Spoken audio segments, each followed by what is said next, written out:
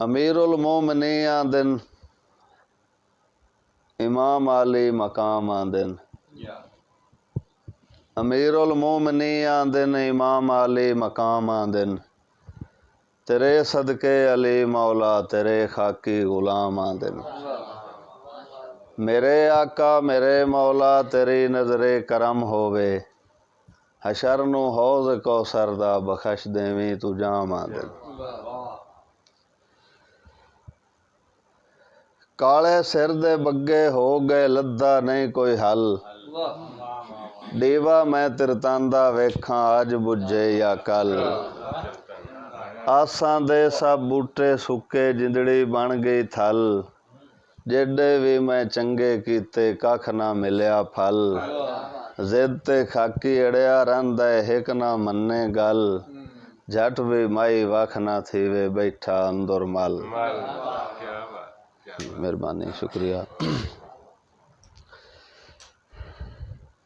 जनाब मुमताज़ हुसैन गुलताज साहब एक नवी गज़ल दे चंद अशार थोड़ी नज़र करते हैं। जनाब खावर हसन भट्टी साहब सुंजा लेना ताड़ कलेजा सुंजा लेना ताड़ कलेजा इश्क इंज ना साड़ कलेजा मेहरबानी वैसे दी मेहरबानी सुंजा लेना ताड़ कलेजा इश्क इंज ना साड़ कलेजा विछड़न वाली गल ना छेड़ी सूली ते ना चाड़ कलेजा विछड़न वाली गल ना छेड़ी सूली ते ना चाड़ कलेजा और यादां अंदर जुड़का पाया यादां अंदर जुड़का पाया जापे जेठ तिहाड़ कलेजा तीर हिजर दे जल्लण औखन